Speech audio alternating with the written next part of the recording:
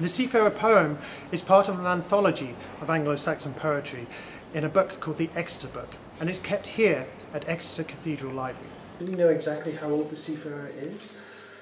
We don't know exactly how old it is. We know from experts that the manuscript as a whole was written down sometime in the second half of the 10th century, say between 960 and 980. Okay.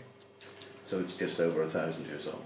In terms of the author of the Seafarer itself, do we have any clues to who that might have been? No, we have no idea.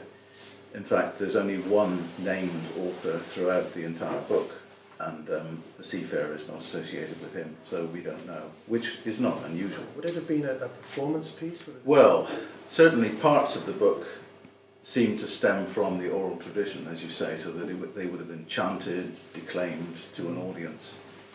This is the truth. The ways I toyed, distraught,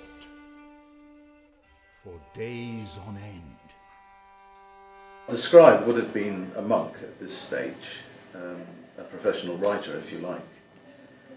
The parchment itself, which is animal skin essentially, would have been prepared for the scribe before he even started to write. It is, I think anyone would agree, a beautiful script, unfamiliar to most of us, but nevertheless a very handsome looking artifact.